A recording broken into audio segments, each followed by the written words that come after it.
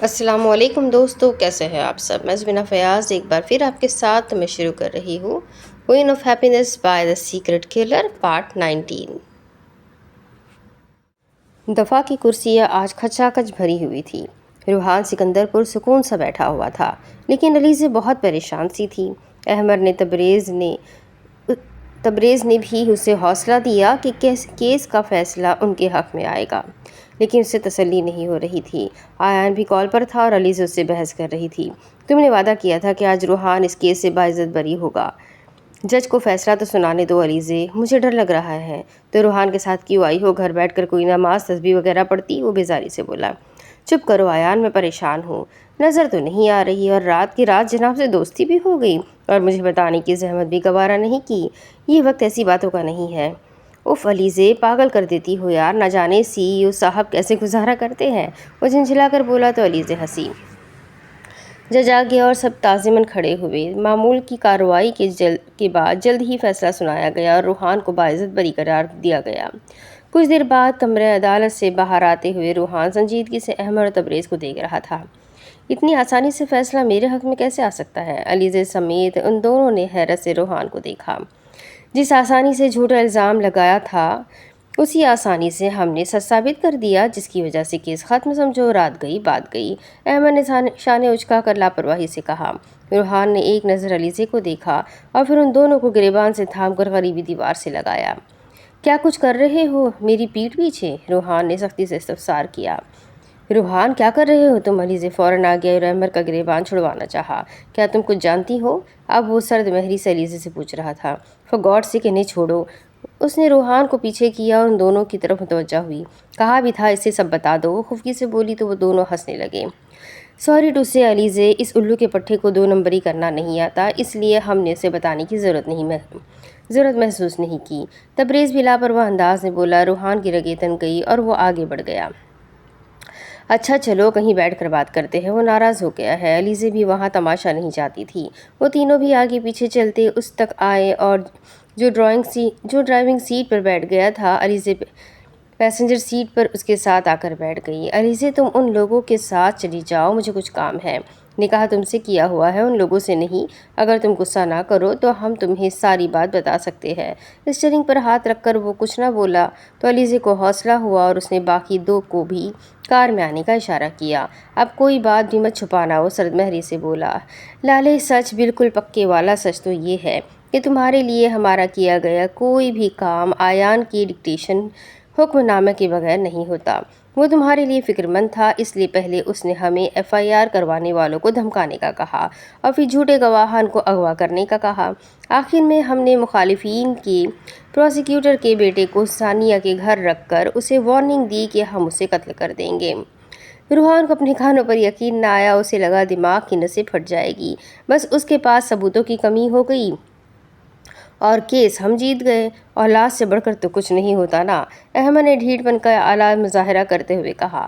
اگر اس سب کے بعد بھی میں باعزت بری نہ ہوتا پھر کیا کرتے تم لوگ؟ جج خریدنا بھی مشکل نہ تھا، اس کی بیٹی پر بھی نظر رکھی ہوئی تھی۔ تبریز نے جیسے آگ پر مزید پیٹرول ڈالا تھا۔ اور کوئی بکواس رہ گئی ہو؟ وہ انہیں شوٹ کر دینا چاہتا تھا۔ فی الحال تو نہیں، مگر تمہیں اگلے کیس میں بھی اکیلا نہیں چھوڑیں گے بھائی، احمد ہٹائی سے بولا۔ تم دونوں جا سکتے ہو۔ دائیں ہاتھ سے سر دباتے ہوئے وہ بے تاثر لہجے میں بولا۔ ہمارے لائق اور کوئی کام؟ گاڑی کا دروازہ کھول کر اترنے سے پہلے تبریز نے پوچھا۔ دوبارہ میرے سامنے مت آنا۔ اس نے گاڑی سٹارٹ کر دی اور وہ دونوں ہنستے ہوئے خدا حافظ کہہ کر باہر نکل گئے۔ جو حکم سرکار، اتنی بڑی بات بھی نہیں ہے روحان کہ تم ایسے ناراض ہو جاؤ، علیزے نے اس کا سخت رویہ دیکھ کر کہا۔ روحان نے کار آگے بڑھا دی۔ سیریسلی یہ بات بڑی نہیں ہے علیزے؟ ہاں تمہارے لیے نہیں ہوگی، لیکن میرے ایمان کا مسئلہ ہے۔ میں بے گناہ تھا یار، میں بے گناہ ہوں، پھر بھی مجھے اس کیس سے نکلنے کے لیے منافقت کا سہارا لینا پڑا۔ ایک جرنلسٹ کا قتل ہوا ہے اور یہ کوئی چھوٹی بات نہیں ہے۔ میڈیا شروع سے آخر تک اس کیس کو فالو کرتا رہا ہے۔ عام زبان میں یہ ہائی پروفائل کیس بن گیا تھا جسے ہمارے لا قانون کے کالجز میں زیر بحث لایا جانا ہے۔ کیا اب پروفیسرز بچوں کو یہ بتائیں گے کہ روحان سکندر کے دوستوں نے چور راستوں سے اسے بچایا ہے؟ کیا روحان سکندر اس قدر ڈرپوک تھا کہ مردوں کی طرح مقابلہ نہ کر سکا؟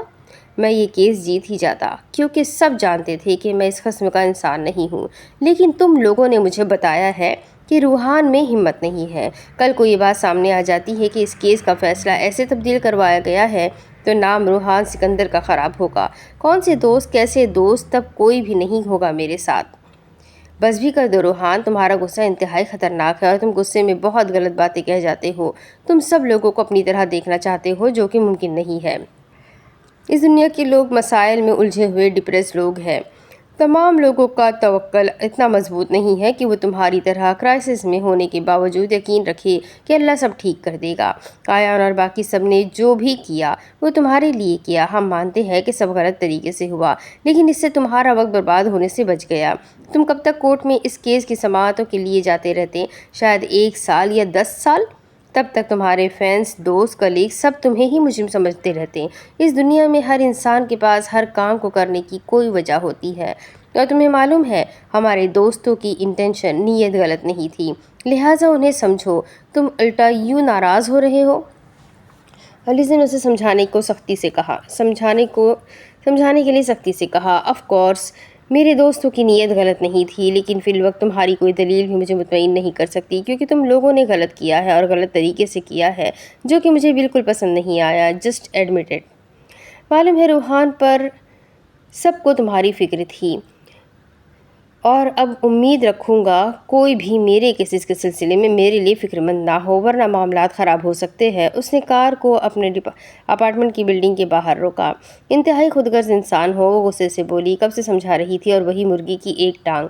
تم کچھ بھی کہہ سکتی ہو، تم ہم جیسے اچھے لوگوں کو ڈیزرو ہی نہیں کرتے۔ روحان سکندر، تمہیں غصہ اس بات کا آ رہا ہے کہ میں تمہیں اپارٹمنٹ میں چھوڑ کر کیوں جا رہا ہوں؟ وہ سیٹ کی بیک کے ساتھ ٹیک لگا کر ریلیکس انداز میں بیٹھ گیا۔ اب تم مجھے طعنے دیا کرو گے کہ میں لڑاکا ہوں اور لڑائی کے موقع ڈھونڈتی ہوں۔ وہ گویا آپ سے باہر ہوئی۔ لڑائی کا موقع تو خیر میرا پیدا کرتا ہے، تم سناؤ، ساتھ چلو گی؟ یہاں اکیلے چھوڑ کر دکھاؤ، وہ للکارنے والے انداز میں بولی۔ روحان نے ہنستے ہوئے کار آگے بڑھا دی۔ دوسری طرف اکتوبر کے شروع کے دن تھے جب ان 5 نے پرپل آئی لینڈ جانے کا فیصلہ کیا۔ ویکنڈ گزار کر اگلی صبح واپس آنے کا پلان بنایا تھا، لیکن نور نے مریم کو بھی ساتھ لے جانے کا کہا، جس پر کسی نے کوئی خاص مخالفت نہیں کی۔ جمعے کی شام کو وہ سب اپنے سامان کے ساتھ انچن ایئرپورٹ پر پہنچی تھی، کیونکہ سفر ٹرین کے ذریعے کرنا تھا اور انڈر گراؤنڈ ٹرینز کی سروس وہاں بہترین تھی۔ بس مسئلہ یہ تھا کہ انہیں رات سونے کے لیے جگہ نہیں ملنی تھی کہ T x Korean train express کے ذریعے انہوں نے سفر کرنا تھا، جو انہیں ماکپو اسٹیشن تک پہنچاتی اور وہاں سے ایک بس انہیں انجوا میون لے کر جاتی، اور پھر وہاں سے آگے پرپل آئی لینڈ کی مخصوص بس انہیں متعلقہ جگہ پر پہنچا دیتی۔ اسٹیشن پہنچنے کے بعد انہیں معلوم ہوا کہ سامنے لڑکوں والے ڈوم میں سے بھی 4-5 لڑکے ان کے ساتھ جا رہے ہیں۔ نور کو سمجھ نہیں آیا کہ وہ اتفاق تھا یا انہیں بھی ساتھ چلنے کا دعوت نامہ ملا تھا، پر ظاہر ہے وہ انہیں ساتھ چلنے سے منع نہیں کر سکتی تھی، سو ایک سیٹ پر مریم کے ساتھ بیٹھ گئی، کیونکہ مریم کی کمپنی میں اسے ہمیشہ سے فائدہ ہی ہوا تھا۔ اس کی دوسری طرف عاشی تھی، جو ان لڑکوں میں سے کسی سے بات کر رہی تھی، باقی 3 بھی مصروف تھی۔ مریم نے اپنے بیگ سے چھوٹا قرآن نکالا اور وہ اسے پڑھنے لگی۔ نور نے ایک نظر عاشی کو دیکھا، جو زور و شور سے سیلینا اور ہکاری کے ساتھ ساتھ ان لڑکوں کے ساتھ بھی باتوں میں مشغول تھی۔ ہاجنگ ہیڈ فونز چڑھائے گانے سنتے ہوئے لیپ ٹاپ پر کام بھی کر رہی تھی۔ وہ بہت محنتی تھی، یا وقت کا ضیاع اسے قبول نہیں تھا۔ نور نے بھی ہیڈ فون نکالے اور اسے ٹرین کے وائی فائی سسٹم سے کنیکٹ کرنے کے بعد کسی قاری کی تلاوت نکالی اور وہ سننے لگی۔ سنتے سنتے اس کا سر مریم کے کندھے پر ڈھلک گیا اور وہ نیند کی وادیوں میں کھو گئی۔ 15 گھنٹوں کا سفر تھا اور وہ اس آئی لینڈ پر صبح سے پہلے نہیں پہنچنے والے تھے، اس لیے نیند آ جانا بھی غنیمت تھا۔ باقی سب نے تو سارا راستہ گپے ہانکتے گزارا تھا، لیکن نور الفجر، جو آج کل کبھی کبھی نیند لیتی تھی، وہ ایک ہموار سفر میں سوتے جاگتے اور تصویریں بناتی آئی تھی، جس کا مطلب یہ تھا کہ وہ پرپل آئی لینڈ پہنچنے کے بعد بھی فریش رہتی۔ 2015 میں جیولا کے لوگوں نے بنوول اور باگجی آئی لینڈ میں جدیدیت لانے کا فیصلہ کیا اور وہاں پرپل پروجیکٹ شروع کیا۔ بنوول آئی لینڈ کو ہی پرپل آئی لینڈ کہا جاتا ہے، جو کوریا کے جنوبی مغربی ساحل پر واقع ہے، ایک چھوٹا اور کم آبادی والا جزیرہ ہے۔ اس کی انفرادیت میں وہاں کے کسان طبقے کا اہم کردار ہے۔ پرپل پروجیکٹ شروع کرنے کا مقصد اس بے جان آئی لینڈ کو نئی زندگی بخشنا اور سیاحوں کو اس جانب راغب کرنا تھا، جس میں مقامی لوگوں کے ساتھ ساتھ کورین گورنمنٹ نے بھی مدد کی۔ اس پروجیکٹ کے تحت سارے آئی لینڈ کو جامنی کر دیا گیا اور اس کی ایک بڑی وجہ بنول کے مقامی پھول کمپنولا تھا، جو عموماً جامنی اور نیلے رنگ کا ہوتا ہے۔ ہر چیز کو ایک سے رنگ میں منتقل کرنا گویا کہ آسان نہ ہوتا اگر مقامی لوگ مدد نہ کرتے۔ اس آئی لینڈ کا ہر گھر، دکان، پل، اسٹور، سائیکلیں، گاڑیاں، ریسٹورنٹ، کھانے، غرض ہر چیز جامنی رنگ کی کر دی گئی۔ کھیتوں میں جامنی کمپنولا کو خاصی اہمیت دی جانے لگی اور کسانوں نے ان مخصوص پھولوں کی طرف توجہ دینا شروع کی۔ پھر ایک وقت آیا کہ یہ جگہ پرپل آئی لینڈ کے نام سے مشہور ہو گئی۔ سیاح اور کوریا کے باشندے اس جگہ کو بہت پسند کرتے ہیں۔ سیاحوں کے لیے یقیناً یہ جگہ بھی باقی ٹورسٹ اسپاٹ کی طرح ہوگی، لیکن کوریا، خاص طور پر سیول کے لوگوں کے لیے یہ جگہ ایک ریفریشمنٹ کی طرح ہے۔ لوگ 2 دن کا پلان بنا کر آتے اور 10 دن تک رک جاتے، کیونکہ یہ جگہ بہت پرسکون تھی۔ شہری زندگی سے دور ایک خوبصورت گاؤں، جہاں نہ گاڑیوں کا شور ہو اور نہ بھاگتی ہوئی زندگی ہو، قدرت آپ کے قریب ہو اور آپ ہو۔ پورے آئی لینڈ کو اکیلے گھومنا ہو یا اس کے پہاڑوں پر چڑھنا ہو، یہ ہر چیز کا خود میں مزہ تھا۔ صبح کے کسی وقت وہ سب انجوا کے گاؤں پہنچے تھے۔ نور کا دل تھا وہاں کچھ کھا لیا جائے، لیکن باقی سب تھکے ہوئے تھے اور ان کا ارادہ بنول آئی لینڈ پر جا کر ہی کچھ کھانے کا تھا۔ نور نے زیادہ شور نہیں مچایا، کیونکہ اس آئی لینڈ پر بھی سی فوڈ ہی نور کا منتظر تھا۔ اسے تو ہر جگہ جا کر ہی مزہ آنا تھا، کیونکہ وہ باقیوں کی نسبت فریش تھی۔ وہاں رہنے کا مسئلہ نہیں تھا، کیونکہ وہاں ہوٹل موجود تھے۔ پرپل آئی لینڈ کے اندر مفت میں نہیں جایا جاتا، اور یہ انہیں وہاں پہنچنے پر ہاجنگ نے بتایا کہ 3000 وون میں انٹری کروانی پڑے گی۔ پر میں تو اتنے پیسے ساتھ نہیں لائی۔ آشی عادت سے مجبوراً غریب کا رونا رونے لگی۔ جھوٹ مت بولو، میں نے صبح تمہیں بینک سے 70,000 وون نکالتے ہوئے دیکھا تھا، نور نے کیمرہ سیٹ کرتے ہوئے بے نیازی سے کہا۔ میں مفت میں اندر جانا چاہتی ہوں، آشی بضد ہوئی۔ وہ جامنی برج پر موجود تھی۔ تمہیں کہا تو تھا کہ کچھ جامنی پہن کر آؤ گی تو مفت انٹری ہو جائے گی۔ اس وقت تو بڑا سر ہلا ہلا کر کہہ رہی تھی، گھومنے جا رہی ہوں، BTS کے کنسرٹ پر نہیں جو پرپل ہو کر جاؤں۔ نور نے اس کی نقل اتاری۔ ہاجنگ ہنستے ہوئے مریم کے ساتھ آگے بڑھ گئی کہ آشی کو نور الفجر ہی سیدھا کر سکتی تھی۔ اچھا نا، ابھی تو کچھ کرو۔ آشی منت پر اتر آئی۔ Okay, joggers اتارو۔ نور نے کچھ سوچ کر اپنے جوتے اتارے اور پھر گلے میں ڈالا۔ جامنی مفلر بھی آشی کی جانب بڑھایا۔ نور، تم سے اچھا کوئی نہیں۔ آشی نے چہچہاتے ہوئے اس سے مفلر اور جوتے لے لیے۔ باقی سب آگے بڑھ گئے تھے، لیکن 2 لڑکے ابھی بھی پیچھے ہی موجود تھے، جو نہ جانے ان کا انتظار کر رہے تھے یا کسی اور کا، اور وہ دونوں وہاں برج پر ہی بیٹھ کر جوگرز پہننے لگیں۔ نور اور آشی کو ایک ہی نمبر کے جوتے آ جاتے تھے، اس لیے زیادہ مسئلہ بھی نہیں ہوا۔ ہائے آشی، اپنی دوست سے کہو سر پر رکھا کپڑا ہمیں دے، ہم بھی فری انٹری کروانا چاہتے ہیں۔ وہ لڑکے یقیناً ان سے ہی مخاطب ہونے کے انتظار میں وہاں کھڑے تھے۔ ان میں سے ایک کے کہنے پر نور کے ماتھے پر شکنیں واضح ہوئی۔ آشی کا منہ کھلا رہ گیا۔ وہ نور کو ہاتھ جھاڑ کر اٹھتے ہوئے دیکھ سکتی تھی۔ پھر اس نے تصور میں یہ بھی دیکھا کہ نور نے کہنے والے کے چہرے پر 2 تھپڑ رسید کیے ہیں۔ ہاں، 2 تھپڑ۔ فوراً اپنی سوچ پر لاحول پڑتی نور سے پہلے وہ غصے سے بولی، جب معلوم تھا یہاں فری انٹری نہیں ہوتی تو کوئی حل نکال کر آتے۔ میری دوست ہر ایرے غیرے کو اپنا ذاتی سامان نہیں دیتی، اب جاؤ یہاں سے۔ آشی نے انہیں آگے کی طرف اشارہ کیا۔ ہم نے صرف مدد مانگی ہے، غریبوں کی مدد کرنا ہر انسان کی اخلاقی ذمہ داری ہے۔ نور نے غور سے ان غریبوں کو دیکھا۔ حال تو اچھا بھلا تھا، پر اس کا چہرہ نارمل ہو گیا۔ اس نے خاموشی سے اپنے بیک پیک سے چھوٹا کلچ نکالا اور اس میں سے 6000 وون نکال کر اس لڑکے کی جانب بڑھائے۔ وہ حیرت زدہ رہ گئے، لیکن ان سے پہلے کہ وہ پیسے تھام لیتے، آشی نے پیسے جھپٹ لیے۔ دماغ خراب ہے تمہارا؟ وہ بس ہمیں چھیڑنے آئے ہیں، اور تم پاکستانی ایلون ماسک کی بیٹی چلی اپنی سلطنت پر ان پر وارنے۔ یہ لمبا والا ٹانگا منگولیا کے ایک بڑے بزنس مین کا بیٹا ہے، اور ساتھ والا ہاتھی چین کے کھاتے پیتے گھر کا ہے۔ انہیں پیسوں کی ضرورت نہیں ہے۔ آشی اپنی زبان میں غصے سے اسے آنکھیں دکھاتے ہوئے کہہ رہی تھی۔ سمجھو خیرات دی ہے غریبوں کو۔ نور نے نرمی سے مسکراتے ہوئے پیسے عاشی سے واپس لیے اور لمبے والے لڑکے کو پکڑا دیے۔ وہ حیرت سے کچھ کہنا چاہتے تھے لیکن وہ دونوں آگے بڑھ گئی۔ خیرات مسلمانوں کو دی جاتی ہے، عاشی ساتھ چلتے غصے سے بولی۔ اسے نور کی اتنی سخاوت ہضم نہیں ہو رہی تھی۔ غریب کسی بھی مذہب کا ہو، اس کی مدد کرنا بری بات نہیں ہے۔ وہ ہنسی دبا کر مزے سے بولی، آج کے بعد تم نے جو مدد بھی کرنی ہے میری کرو، مجھ سے غریب اس دنیا میں کوئی نہیں ہے۔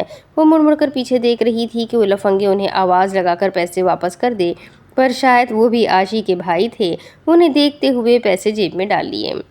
جیسے میں تمہیں جانتی نہیں نا، نور نے سر جھٹکا۔ عاشی کا موڈ خراب ہو چکا تھا، اس کے باوجود انہوں نے اس خوبصورت برج پر چند تصاویریں بنائیں اور پھر وہ ہوٹل کی طرف بڑھ گئی۔ دوسری طرف کھانے سے فراغت کے بعد باقی سب تو سونے کے لیے چل دیے، لیکن نور ہوٹل سے باہر آ گئی۔ اسے اکیلے گھومنا پسند بھی تھا اور اس میں کوئی مسئلہ بھی نہیں ہونا تھا۔ ایسی خوبصورت جگہوں پر تنہائی نصیب ہونا خوش قسمتی کی علامت تھی۔ سو وہ پیدل ہی بنول گاؤں میں گھومنے چلی گئی۔ وہ کوئی ڈھونڈ رہی تھی اور آخر اسے وہ جگہ مل ہی گئی جہاں سے سائیکل رینٹ پر ملتی ہے۔ وہ چند گھنٹوں کے لیے سائیکل رینٹ پر لے سکتی تھی اور گھومنے کے بعد واپس کر دیتی۔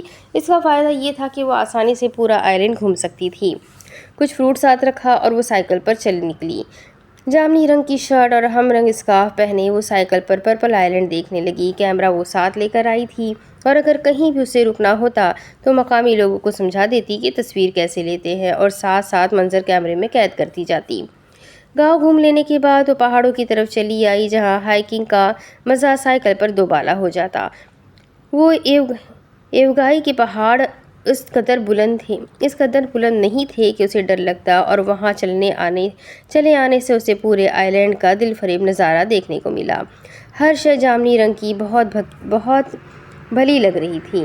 نیلے آسمان کے نیچے جامنی زمین کا منظر، سبز پہاڑوں کے درمیان میں گھرے جامنی گھر، خاکی پر چلتے جامنی کافی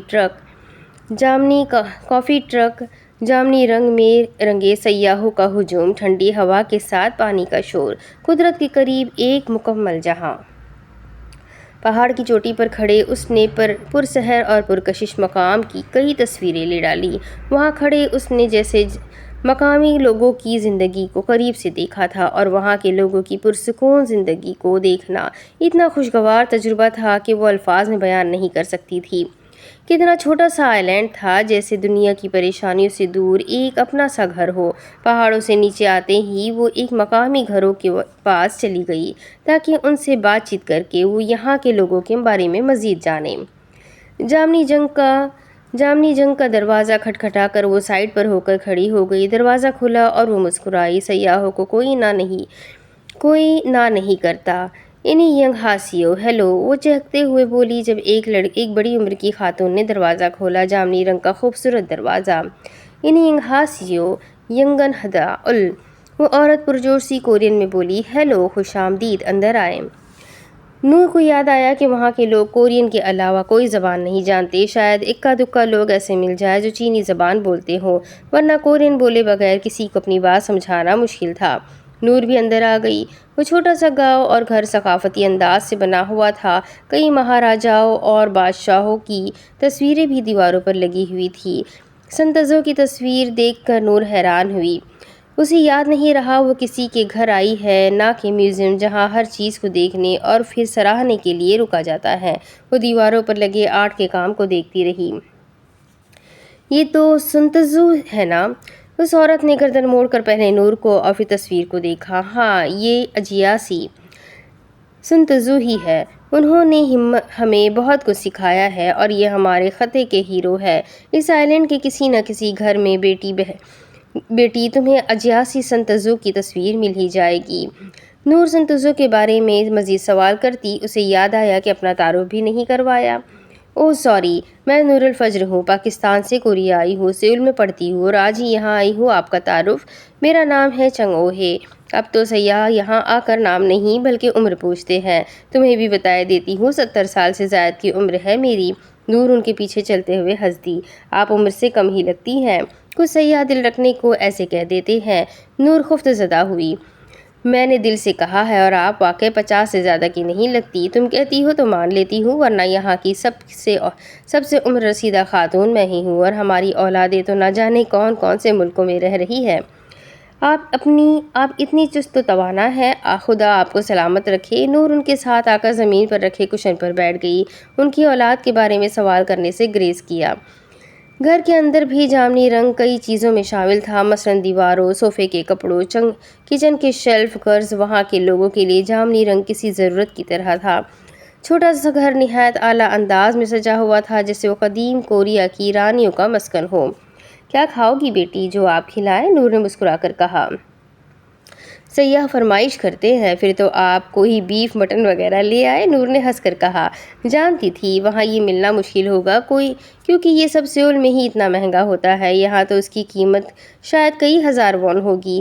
بیف مٹن تو نہیں ملے گا بیٹی، پورک ہے، لیکن تم تو پاکستانی ہو، مسلمان ہی ہوگی، کھا لو گی؟ اس عورت نے مسکرا کر پوچھا۔ نور نے دل میں لاحول پڑھتے ہوئے نفی میں سر ہلایا اور پھر ایک مقامی کھانے کا نام بتا دیا جس کے بارے میں اسے یقین تھا کوئی حرام شے نہیں ڈالی جاتی۔ پاکستان میں بھی بچے بوڑھے لوگوں کو چھوڑ کر چلے جاتے ہیں؟ نہیں جی، پاکستان میں تو بوڑھے لوگوں کو ان کے گھر سے نکال کر ہاتھ پکڑ کر اولڈ ہوم چھوڑ کر آیا جاتا ہے۔ پاکستان میں سب بڑے بچے اور پھر ان کے بچے ایک ہی گھر میں رہتے ہیں۔ وہاں لوگوں میں محبت ہی اتنی ہے کہ الگ گھر میں رہنا یا ماں باپ کو چھوڑ کر چلے جانے والا سسٹم نہیں ہے۔ اس نے ادب سے جواب دیا۔ تم بھی تو اپنے بوڑھے ماں باپ کو چھوڑ کر آئی ہوگی، انہیں فون وغیرہ کرتی ہو؟ میرے ماں باپ بڑے ینگ ہیں جی، ان کے پاس 3 بچے، بہو اور پھر پوتا بھی ہے جی۔ میں تو ہر دن 10-15 مرتبہ انہیں فون کرتی ہوں، رات کو سونے سے پہلے بھی کال کرتی ہوں، اور میں انہیں چھوڑ کر نہیں آئی بلکہ انہوں نے ہی زبردستی بھیجا ہے ڈاکٹر بننے کے لیے۔ اب واپس جاؤں گی اور ان کے ساتھ رہوں گی۔ وہ مہذب زبان کا استعمال کرتے ہوئے نہایت خوش اخلاقی سے جواب دے رہی تھی۔ جب ماں باپ بوڑھے ہو جاتے ہیں اور اولاد انہیں کیوں چھوڑ جاتی ہے؟ اللہ کی مرضی جی، میں کیا کہوں، ہمارے وہاں تو نفسا نفسی کا عالم ہے، اب ادھر کا مجھے معلوم نہیں۔ اولاد چھوڑتی تو نہیں ہے، بس دور ہو جاتی ہے، دیکھنا آپ کے بچے بھی واپس آئیں گے۔ وہ مسکرا کر کہہ رہی تھی، لیکن چنگ او مسکرائی تک نہیں تو نور کو بلا وجہ شرمندگی ہونے لگی۔ وہاں کی اوزن کھا کر نور الفضل جلدی ہی نکل آئی کہ کچھ سوال ایسے ہوتے ہیں جن کے جواب نہیں دیے جا سکتے۔ چونسا برج جو بنول آئلینڈ اور باگجی آئلینڈ کو آپس میں جوڑتا ہے اور اسے اینجل برج بھی کہا جاتا ہے، یہاں سے پانی اور قریبی پہاڑوں کا ایک دل فریب منظر دیکھنے کو ملتا ہے۔ نور نے کچھ دیر وہاں رک کر کافی پی تھی اور اب وہ باگجی کی طرف جانے کا سوچ ہی رہی تھی کہ عاشی کی کال آ گئی۔ آنکھ کھل گئی محترمہ، مجھے پتا تھا ہمیں سوتا چھوڑ کر اکیلی لور لور کرنے چل دی ہوگی، لیکن مریم کی جان کو سکون نہیں ہے، بیچاری ہلکان ہو رہی تھی۔ نہ جانے اس کی نور الفجر کہاں چلی گئی، کہاں ہو؟ عاشی غصے میں تپی ہوئی تھی۔ 10 منٹ میں تیار ہو جاؤ، میں آتی ہوں۔ اس کا لڑنے کا قطعاً ارادہ نہیں تھا، لہٰذا کام کی بات کہہ کر ٹھک سے فون بند کر دیا۔ آدھے گھنٹے بعد وہ سائیکل واپس کر کے ہوٹل میں موجود تھی، فریش ہو کر ظہر کی نماز ادا کی اور دوبارہ مریم لوگوں کے ساتھ باہر نکل آئی۔ اب اس نے سفید فراک پر سرخ اسکارف پہن لیا اور پہلے کی طرح وہ اب بھی خوبصورت لگ رہی تھی۔ اس مرتبہ اس نے باگجی کی طرف جانا بہتر سمجھا، اسی لیے سب کو اسی طرف چلنے کا کہا۔ پرپل برج پر ان سب نے ایک لمبا فوٹو سیشن کیا اور پھر باگجی کی طرف آ گئی۔ یہاں 20 سال سے کم عمر لوگوں کا کھانا میری طرف سے قبول کیا جائے۔ باگجی 2 ریستوران میں آ کر ابھی وہ سب بیٹھے ہی تھے جب سیلینا نے اعلان کیا، یہاں 20 سے کم کوئی نہیں ہے سیلینا، تم 30 سے کم والوں کی بات کرو۔ ہاجنگ نے اسے چھیڑا، وہ 10 سے 12 لوگوں کا گروپ تھا جو 2 میزوں پر پورا آ گیا تھا۔ اگر تم سب کم کھانے کا وعدہ کرو تو آدھے پیسے میں دے سکتی ہوں۔ ہیکاری نے بھی گفتگو میں اپنا حصہ ڈالا۔ انہیں کیا ہوا ہے آج؟ عاشی نے نور کے کان میں سرگوشی کی۔ آم کھاؤ، گٹلیاں مت گنو، نور نے بھی لاپرواہی سے کہتے ہوئے ان کی طرف متوجہ ہوئی۔ ہیکاری تم تو رہنے ہی دو، ہاجنگ نے ہنستے ہوئے کہا۔ رکیے، سب نے آواز کی سمت دیکھا۔ آج کا کھانا ریڈ اسکارف والی کی طرف سے۔ نور نے بھی چونک کر اسی جانب دیکھا تھا جہاں وہ لڑکا کھڑا اسے دیکھتے ہوئے مسکرا رہا تھا جسے صبح ہی وہ 6000 وون بغیر جتائے دے آئی تھی۔ ریڈ اسکارف کی تلاش میں سب کی نظریں نور کی جانب اٹھی جس نے میرے سینگ تو نہیں نکلے ہوئے والے انداز میں سب کو گھورا۔ آپ سب آرڈر کریں، پیسوں کی فکر مت کریں۔ کیوں مس ریڈ اسکارف، ٹھیک کہہ رہا ہوں نا؟ آپ کو ہمیں آج کا لنچ کرواتے ہوئے برا تو نہیں لگے گا؟ نور نے حیرت سے اسے دیکھا۔ کیا بکواس کی جا رہا ہے؟ کیوں بھائی، نور نے کسی کو آفر کی ہے جو وہی کھلائے گی لنچ؟ عاشی پہلے میدان میں اتری۔ سیلینا اور ہکاری کی طرف سے لنچ ہے پاک، اس لیے کھانے کا آرڈر دے۔ حاجنگ نے بھی فوراً کہا۔ شاید نور کے پاس پیسے نہ ہو اور بلا وجہ سب کے سامنے شرمندگی اٹھانی پڑ جائے۔ وہ ریڈ اسکارف والی اتنی کنجوس ہے، وہ پھر نور کو دیکھتے ہوئے ہی کہہ رہا تھا۔ نور نے مٹھی بھیج کر ٹیبل پر رکھی اور پھر خود کو کول ڈاؤن فجر کہتے ہوئے مسکرائی۔ تو پھر طے ہوا، آج کا لنچ نور الفجر کی جانب سے، سب کھل کر کھائیں۔ نور کے کہنے پر پاک نامی لڑکے کے چہرے پر مسکراہٹ رنگ گئی۔ کاش میرے پاس نیلا طوطا ہوتا، پہلے اس تانگے کو کھلاتی اور پھر نور الفجر تمہیں۔ عاشی تعصب سے کہتے ہوئے اپنے فون میں مگن ہو گئی۔ نور اور مریم کی ہنسی نکل گئی۔ باقی سب بھی خوشگپیوں میں مصروف ہو گئے۔ کھانا خوشگوار ماحول میں کھانے کے بعد جب بل کی باری آئی تو 24,000 وون بل بنا تھا۔ عاشی کا تو گلا سوکھ گیا تھا۔ بہرحال اپنی عزت بچانے کو نور کے پاس اتنی رقم موجود تھی، لیکن بل دیتے وقت عاشی کے بقول لمبے تانگے نے حاتم طائی کی قبر پر لات مارتے ہوئے بل ادا کر دیا، جس پر سب مزید حیران ہوئے۔ یہ کیا تھا ہیونگ پاک؟ حاجنگ نے حیرانی سے پوچھا۔ ریڈ اسکارف والی کا مجھ پر قرض تھا، سوچا وہ اتار دوں، اس نے نور کو آنکھ ونک کرتے ہوئے کہا۔ تو نور سیکھ پا ہو گئی، لیکن باقی سب ہنسنے لگے۔ لوفر کہیں کا، وہ بڑبڑا کر اٹھ کر باہر کی جانب بڑھ گئی۔ مریم آ جاؤ۔ مریم اور عاشی بھی فوراً اٹھ گئی۔ عاشی ٹرانسلیشن پلیز، کسی نے فوراً پوچھا تھا۔ اس نے آجیاسی پاک کو بل ڈاگ کہا ہے۔ وہ بھی مریم اور نور کے پیچھے بھاگ گئی اور پیچھے کہے ابھی تک لگ رہے تھے۔ وہ لڑکا شرمندہ سا ہو کر اپنی سیٹ پر بیٹھ گیا۔ ایسے تو مت کہتی نور، اتنا ہینڈسم لگ رہا تھا۔ عاشی نے باہر آ کر نور کو مزید بھڑکایا۔ دکھچیو عاشی، دکھچیو، اس کا موڈ خراب ہو چکا تھا۔ اچھا جانے بھی دو، مذاق کر رہا تھا۔ عاشی نے اس کے گلے میں باہیں ڈال کر اسے ساتھ لیا اور باغجیت 2 کیفے کی طرف بڑھ گئے۔ مریم بھی ساتھ ہی تھی، لیکن وہ کال پر مارک کے ساتھ مصروف تھی۔ باغجیت 2 کیفے ایک طرح سے کافی شاپ تھی جو ایک ٹرک کی طرح تھی، جیسے چھوٹے چھوٹے ٹرک بنول میں گھوم رہے تھے، ویسے ہی وہ ایک سائڈ پر کھڑا ٹرک تھا۔ وہاں سے کافی لے کر وہ تینوں پرپل برج پر آ بیٹھیں۔ کیسی لگی یہ جگہ؟ عاشی پوچھ رہی تھی۔ دل کے بہت قریب، اس نے مسکرا کر جواب دیا۔ آئی ہوپ جو کھانا تم لوگ مجھے کھلا رہی ہو وہ حلال ہے۔ جگہ اچھی ہے۔ مریم نے بھی فون بند کر کے گفتگو میں حصہ لیا۔ پھر وہ تینوں وہیں بیٹھ کر اس آئلینڈ کو ڈسکس کرنے لگے۔ شام ہو گئی تو وہ باغجی کی طرف واپس آئی۔ باقی سب بھی وہیں آگے پیچھے تھے۔ رات دیر تک وہی باغجی میں گھومتے ہوئے بے فکر کہے لگاتے اور باتیں کرتی گزری۔ تھک ہار کر جب سب واپس آئے تو رات کے 3 بج چکے تھے اور آتے ہی سب سو گئے۔ صبح دیر سے آنکھ کھلی اور پھر ناشتے کے بعد بنول گھومنے کا سلسلہ شروع ہوا۔ کسی نہ کسی گھر میں جا کر سب لوگ بتاتے کہ وہ سیول میں پڑھتے ہیں۔ مقامی لوگ کھلے دل سے سیاحوں کو خوش آمدید کہتے اور بدلے میں سیاح واپس آنے سے پہلے کچھ پیسے ان کے گھر چھوڑ جاتے، کیونکہ وہاں کے لوگ دل کے امیر تھے، حالات اتنے اچھے بھی نہیں تھے۔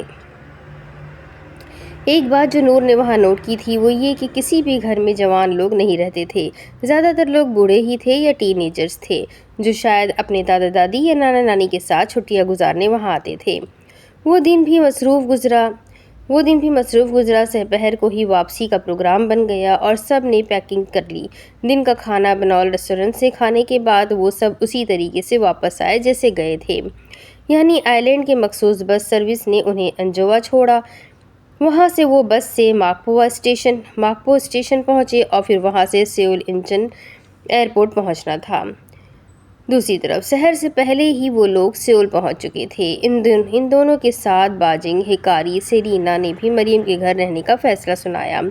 نور کو مریم کے گھر ایسے رش لگانا برا لگ رہا تھا، اس لیے وہ کچن میں کھڑی عاشی سے واپس ڈوم جانے کے بارے میں بات کر رہی تھی، کیونکہ وہ دونوں مسلمان اور پاکستانی تھیں۔ مریم ان کے رہنے کا برا نہ مناتی، لیکن وہ تینوں غیر مسلم اور الگ الگ ممالک سے تھیں، نہ جانے بڑے ان کے بارے میں کیا سوچیں۔ تم دونوں کو کون سا سنگین مسئلہ درپیش ہے جو ادھر اکیلے کھڑے ہو کر حل کر رہی ہو؟ مریم ہم ڈوم واپس جانے کا سوچ رہی ہیں، نور نے مسئلہ بتایا۔ کیوں؟ وہ حیران ہوئی۔ ہم 5 لڑکیاں ہیں، چنگو، دوست اور پھر وہ تینوں نان مسلم، تمہیں برا لگے گا؟ ہمیں نہیں پتا تھا وہ بھی رکنے کے لیے اصرار کریں گی، ورنہ ایئرپورٹ سے ہی ڈوم کی راہ لے لیتی۔ عاشی ٹھیک کہہ رہی ہیں، ہم کسی اور دن رکنے آ جائیں گے، نور نے بھی تائید کی۔ کیا فضول باتیں کر رہی ہو؟ پچھلے 2 دن ہم انہی لڑکیوں کے ساتھ گھوم رہی ہے اور آج وہ یہاں رکنا چاہتی ہے تو میں یہ کہہ کر انہیں رخصت کر دوں کہ وہ میرے مذہب کی نہیں ہے۔ It's not fair. تم سب آج یہیں رک رہی ہو کیونکہ تم دونوں کے ساتھ وہ بھی میری مہمان ہے۔ مجھے کوئی مسئلہ نہیں ہے، بس بستر لگوانے میں ذرا سی مدد کر دو۔ مریم نے اعلیٰ ظرفی کا مظاہرہ کیا، ورنہ وہ جتنی اچھی مسلمان تھی وہ کسی نان مسلم کے برتن میں کھانا پسند نہ کرتی۔ خیر، مریم نے ان کا مسئلہ اچھے سے حل کر دیا تھا۔ مریم تم بہت اچھی ہو۔ عاشی اس کے گلے لگ گئی اور فوراً ہی باہر بھاگ گئی۔ اپنے ڈوم میٹس کے ساتھ اپنی بہن کے گھر رکنا کسی فخر سے کم نہیں تھا۔ تھینک یو مریم، ورنہ مجھے بہت شرمندگی ہونے والی تھی۔ سب کو واپس چلنے کا کہنے کے لیے نور مسکرائی۔ اور نور الفجر کا شرمندہ ہونا مجھے ہرگز قبول نہیں ہے۔ وہ بھی ہنستے ہوئے باہر آ گئی۔ لاؤنج میں باقی سب موجود تھی لیکن وہ مریم کے ساتھ اس کمرے میں آ گئی جہاں وہ اور عاشی اکثر رکا کرتی تھی۔ اگر کبھی آیان اور جنگین رات رکنے آ جائے تو اسی کمرے میں رہتے ہیں۔ مریم نے اس کمرے کی صفائی کا بھی خاص خیال رکھا ہوا تھا۔ صاف ستھرا کمرہ نہایت نفاست سے سیٹ تھا۔ بیڈ لگا ہوا تھا اور 2 بستر انہیں نیچے لگانے تھے۔ یہ تو گیسٹ روم ہی بن گیا ہے، نور نے تبصرہ کیا اور کچھ یاد آنے پر پوچھا، آیان سے رابطہ ہوا؟ ماں کہہ رہے تھے وہ پاکستان گیا ہوا ہے، پر وہ کال کیوں نہیں اٹھا رہا؟ مطلب عاشی اسے بہت یاد کرتی ہے اور کال وغیرہ بھی کرتی ہے۔ مجھے لگتا ہے وہ پاکستان نہیں کہیں اور گیا ہوا ہے۔ پاکستان آرمی آفیسر کو سیر سپاٹوں کا وقت نہیں ملتا نور، پاکستان ہی ہوگا اور فون اسی لیے نہیں اٹھاتا ہوگا کہ بیزی ہوگا۔ نور نے اس بات میں سر ہلایا۔ اس نے کون سا اسے فون کیا تھا؟ وہ تو باتوں باتوں میں عاشی سے آیان کا ذکر کر دیتی اور وہ فوراً آیان کو فون کھڑکاتی، لیکن جواب موصول نہیں ہوتا اور اسے فکر ہونے لگتی۔ اسے یقین تھا آیان پاکستان نہیں گیا، لیکن یہ بھی معلوم نہیں تھا کہ کہاں گیا ہے۔ 7 سمندر پار کون سی جگہ ہے؟ اس نے جھنجھلا کر سوچا۔ تم میرے کمرے میں سونا نور، مریم نے میٹرس پر چادر بچھانے کے بعد اس سے کہا جو کھڑی نہ جانے کیا سوچ رہی تھی۔ استغفر اللہ، ماں قتل نہ کر دے۔ وہ ہنسی اور دوسرے کونے سے چادر پکڑ کر ٹھیک کی۔ ماں کا تو پتہ نہیں، انکار کی صورت میں مریم ضرور قتل کر سکتی ہے، مریم نے رعب ڈالنے والے انداز میں کہا۔ وہ سب رات جلد ہی سونے چل دی۔ نور بھی مریم کے ساتھ ہی تھی۔ دوپہر کے وقت اس کی آنکھ مریم کی خوبصورت آواز کے ساتھ کھل گئی جو قرآن پاک کی تلاوت کر رہی تھی۔ اے نبی صلی اللہ علیہ وسلم، اپنی بیویوں اور بیٹیوں اور اہل ایمان کی عورتوں سے کہہ دو کہ اپنے اوپر اپنی چادروں کے پلو لٹکا لیا کریں، یہ زیادہ مناسب طریقہ ہے تاکہ وہ پہچان لی جائے اور ستائی نہ جائے۔ اللہ تعالیٰ غفور الرحیم ہے۔ سورہ الاحزاب آیت نمبر 59۔ یہ اہل ایمان والی عورتیں کون سی ہوتی ہے؟ وہ بھی بال باندھتے ہوئے اٹھ گئیں۔ مریم نے حیرت سے اسے پلٹ کر دیکھا اور پھر مسکرا دی۔ اہل ایمان سے مراد ایمان والی عورتیں ہیں، مطلب کہ مومنین عورتیں جو اللہ کے ہر حکم پر ایمان لاتی ہے، یعنی کہ مسلمان عورتیں۔ مراد ہم جیسی عورتیں؟ تم کیوں پوچھ رہی ہو؟ تم نے جو آیت پڑھی اس کے ترجمے میں تھا۔ اگر اس آیت کے پوائنٹ آف ویو سے دیکھا جائے تو اس کا مطلب ہے کہ پہچان لی جائے کہ شریف اور باحیا عورتیں ہیں، مومن عورتیں ہیں، پاک باز ہیں، ممتاز ہیں، تاکہ شیطان کے ایجنٹ ان سے چھیڑخانی نہ کرے۔ مریم کے شیطان کے ایجنٹ کہنے پر نور کی مسکراہٹ گہری ہوئی۔ ابھی کل ہی وہ شہریار کے لیے یہی الفاظ کہہ رہی تھی۔ اس نے بال باندھ لیے اور اب وہ مریم کی بات نہایت دلچسپی سے سن رہی تھی۔ ایک تصویر میں حلیہ مغرب کی پہچان ہے اور ایک تصویر کا تصور حضرت فاطمہ زہرا رضی اللہ کا ہے جو ایک مسلمان عورت کی پہچان ہے۔ اگر مغرب کو دیکھا جائے تو ان کا دوہرا معیار بہت ہی عجیب ہے۔ اس دوہرے معیار میں ایک جانب عورت کی مادر پدر آزادی ہے جس پر کسی قسم کی کوئی پابندی نہیں ہے اور وہ وہ کام کرتی ہے جن سے ایک مسلمان عورت کو دور رہنا چاہیے۔ مریم نے قرآن پاک بند کر دیا۔ یقیناً مجھے زیادہ تفصیل میں جانے کی ضرورت نہیں ہے کیونکہ تم بھی سمجھدار ہو، سب جانتی ہو اگر کوئی مسلمان عورت حجاب سے باہر آنا چاہتی ہے تو اس کے لیے کوئی شخصی آزادی نہیں ہے۔ نہ جانے کیوں سب کو اس بات پر اختلاف ہے کہ حجاب واجب ہے یا فرض۔ قرآن پاک میں جو کہہ دیا گیا ہے وہ فرض ہے تو اس پر بحث کیوں؟ لیکن افسوس یہ کہنا پڑتا ہے ہماری مسلمان عورتیں ہی ہمارے حجاب سے بیزار ہے اور مغرب تو حجاب سے ایسے خوفزدہ ہے جیسے یہ کوئی بم ہے اور انہیں تباہ کر دے گا، حالانکہ یہ ایسی بھی چیز نہیں ہے جس سے خوفزدہ ہوا جائے یا اسے ایٹم بم ہی سمجھ لیا جائے۔ نور مدھم سا مسکرائی۔ تمہیں پتہ ہے مریم، پہلے میں بھی اس حجاب سے بیزار تھی۔ اب مجھے احساس ہوا کہ میں غلط تھی۔ یہ حجاب تو عورت کے لیے سب سے بڑی پروٹیکشن ہے، اسلام کی طرف سے اللہ تعالیٰ کا تحفہ۔ ایگزیکٹلی، پردہ تو 12 سال کی عمر میں فرض ہو جاتا ہے۔ یہ اللہ کی طرف سے ایک تحفہ ہے جو ہمیں بتاتا ہے کہ ہم کتنی قیمتی ہیں، بالکل اس کے گھر کی طرح۔ پردہ تو ہماری عزت کی حفاظت کرتا ہے نور۔ اللہ تعالیٰ اس حجاب کے ذریعے ہمیں تقدس دیتا ہے اور ہم لوگ اسے اولڈ فینگلڈ قرار دیتے ہیں۔ سچ تو یہ ہے کہ ہم مسلمانوں سے بڑا اسلام کا دشمن کوئی نہیں ہے۔ ہمیں خود ہی اپنے مذہب کی حفاظت نہیں کرنا آتی، ہمیں تو اسلام کا محافظ ہونا چاہیے تھا، گویا کہ وہ خود اللہ تعالیٰ کرتا ہے۔ ہم کیا کر رہے ہیں؟ مغرب میں جب تک عورت حجاب سے باہر نہیں آ جاتی ان کا کوئی کام مکمل نہیں ہوتا۔ ان کے خیال میں پردہ کرنا ان کی ترقی کی راہ میں رکاوٹ ہے۔ ہم عورتیں مردوں سے برابری کی بات کرتی ہے، لیکن ہمارے اللہ نے خود ہمیں مردوں سے ایک درجہ پیچھے رکھا ہے اور ہمارا مقام بلند رکھا ہے۔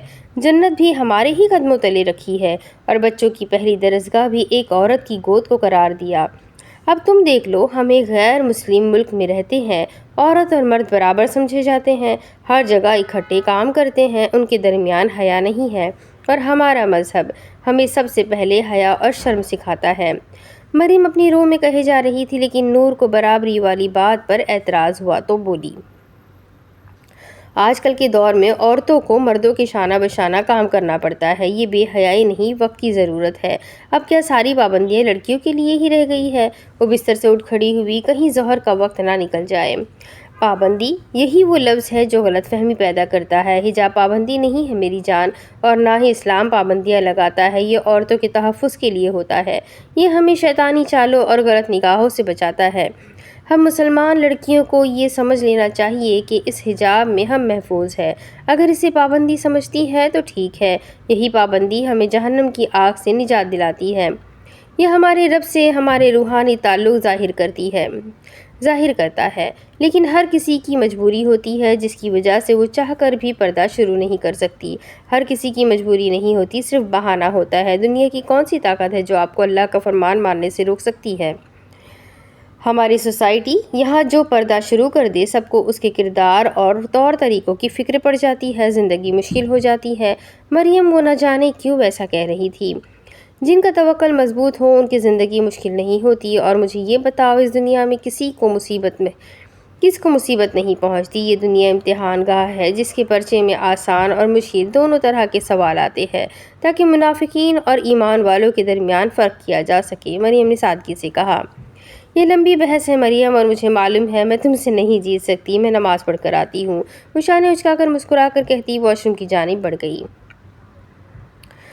زندگی میں کبھی کبھار بہت غیر متوقع حالات کا سامنا کرنا پڑتا ہے۔ آپ کو سمجھ نہیں آتا کیا ہو رہا ہے، کیوں ہو رہا ہے، بس جو ہو رہا ہے ہوتا ہے، وہ ہوئے چلے جاتا ہے، ہوتا ہی چلا جاتا ہے، سمجھنے کا موقع نہیں دیتا، بس جو ہونا ہوتا ہے ہو جاتا ہے، لیکن آپ سے کچھ لے کر جاتا ہے، آپ کو کچھ سونپ کر جاتا ہے، کوئی نیا راز تھما جاتا ہے، آپ کو پالش کر جاتا ہے، آپ کو توڑ جاتا ہے۔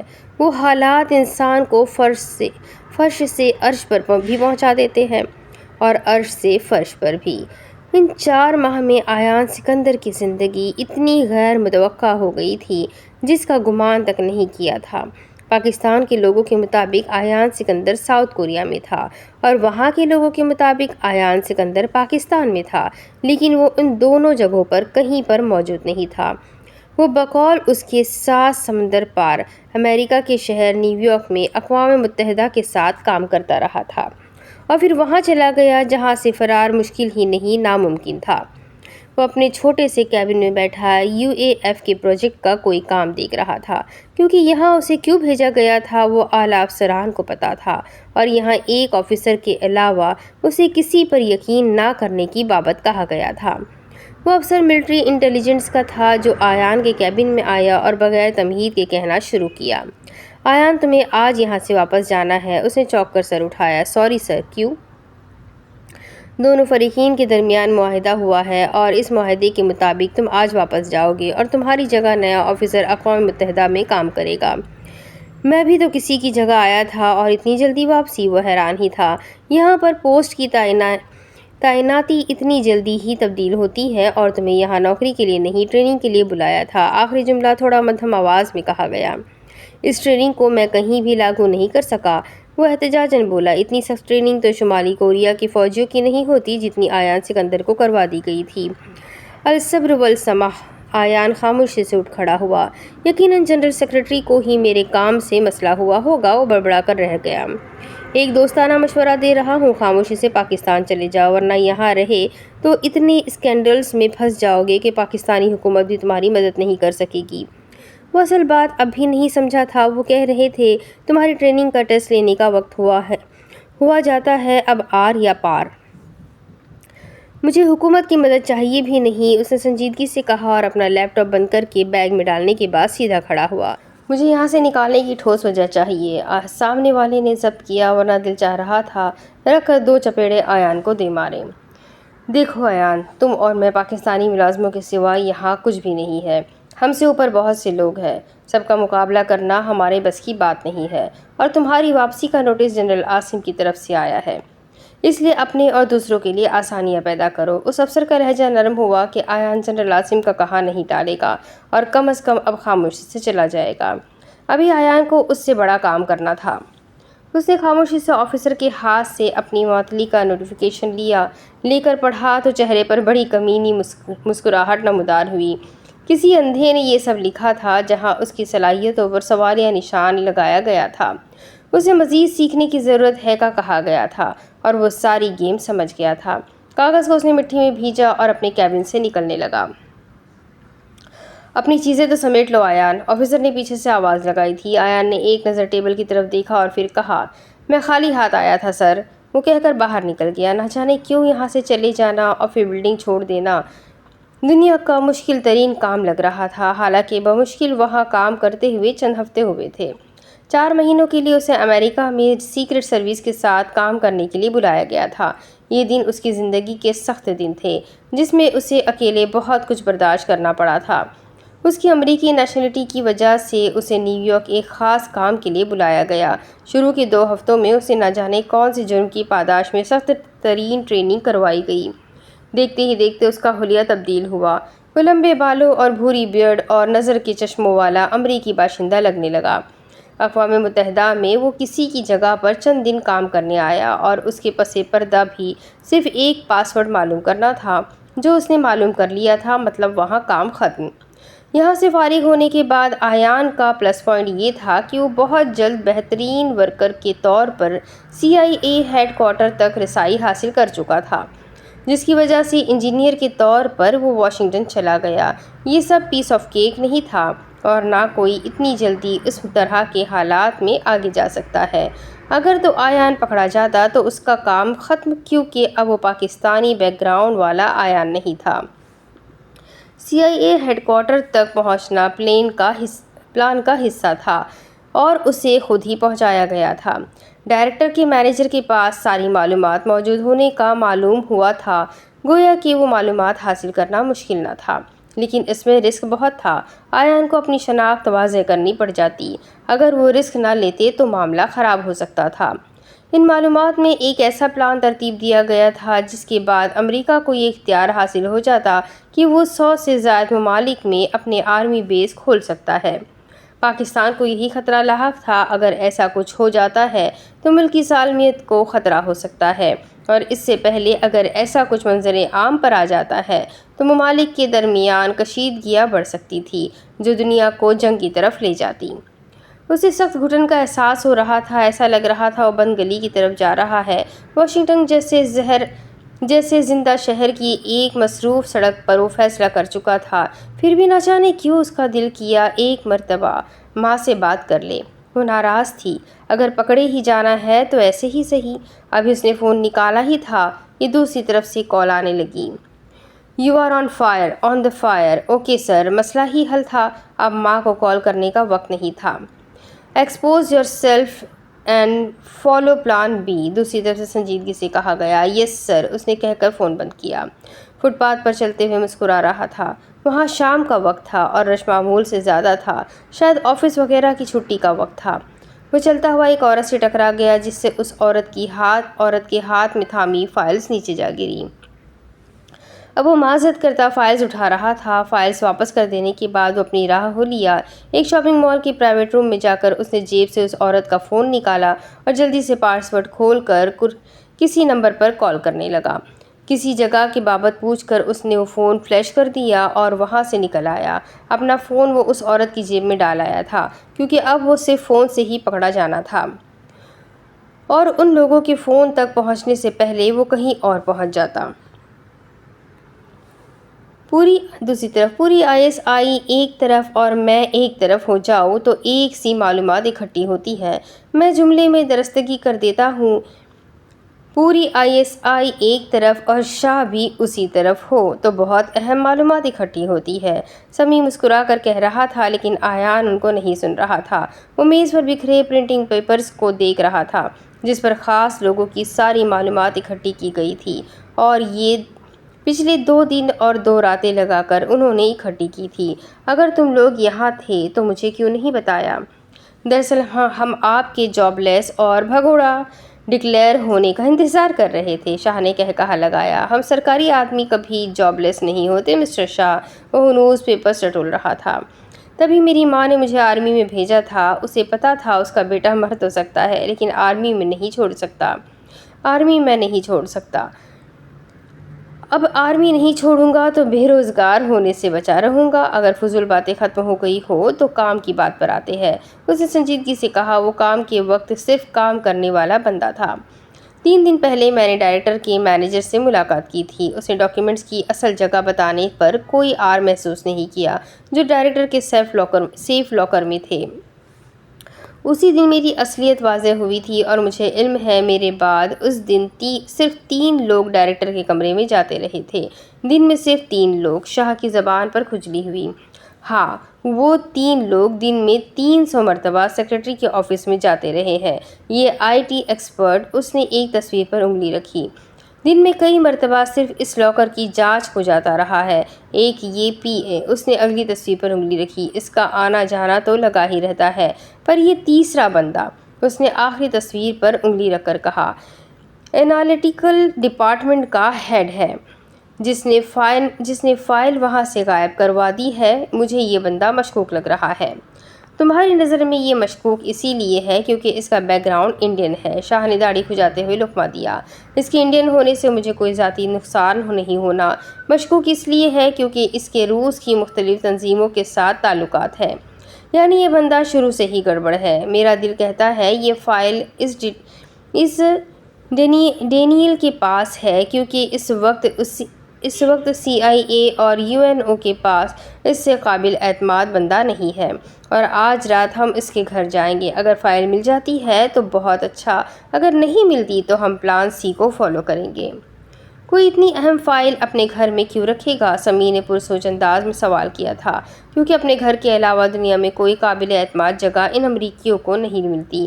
وہاں یقیناً اس کی بیوی فائل کی حفاظت کر رہی ہوگی اور یہ ہفتے میں صرف 1 مرتبہ گھر جاتا ہے، لیکن 3 دنوں میں یہ گھر کے 5 چکر لگا چکا ہے۔ ہو سکتا ہے کسی ذاتی کام کی وجہ سے گیا ہو۔ شاہ کا انداز بیزار سا تھا۔ ایان نے ایک سنجیدہ نگاہ اس پر ڈالی تھی۔ وہ اسپیشل فورس کا جوان تھا۔ ایڈیٹ، ایسے لوگوں کو پرسنل کام بہت کم پڑتے ہیں۔ خیر، ہم پتہ لگا لیں گے۔ پھر ایک دوسری فائل اٹھا کے غور سے دیکھی۔ Very good work Sami and اس کی زبان کو گویا قفلے لگا تھا۔ وہ شاہ کا نام لیتے لیتے خاموش ہو گیا تھا۔ تم نے اچھا کیا سمیع، انشاءاللہ ہم سرخرو ہوں گے۔ شکریہ سر، لیکن یہ میں نے بنائی ہے، شاہ نے فوراً احتجاج کیا۔ میں فائل کے کور کی بات کر رہا ہوں، اس کا کلر کافی اچھا لگا مجھے۔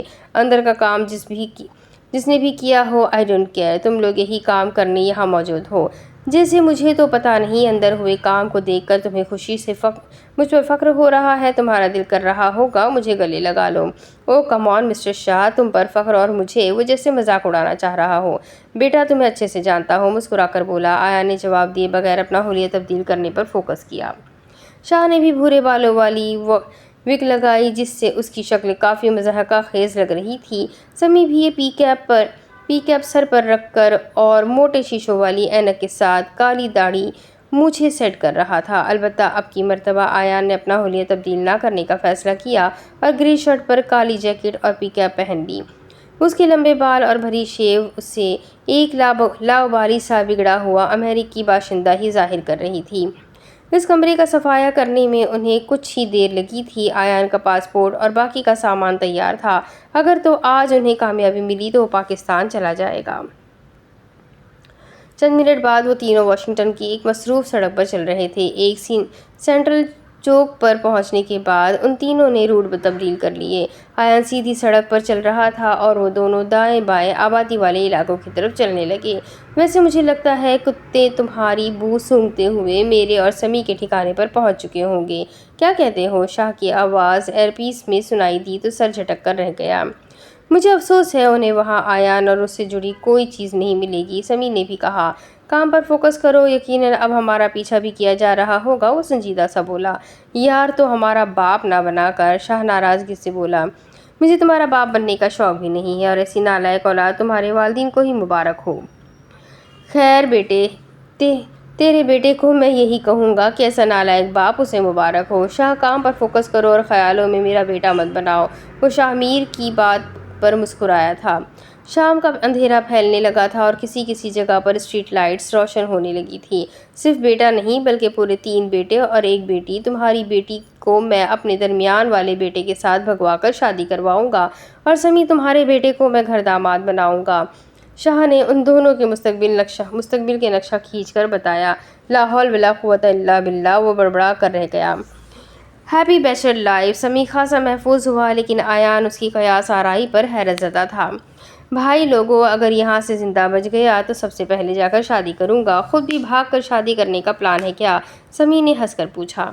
الحمدللہ، میری لڑکی واپسی کے دن گن رہی ہے، بس ایک ٹینشن ہے، عین نکاح کے پیپرز پر دستخط کرنے سے 10 سیکنڈ پہلے آرمی والے نہ بلا لیں کہ مسٹر شاہ تمہارے لیے مشن ہے اور میں سر پٹ دوڑتے ہوئے واپس آ جاؤں۔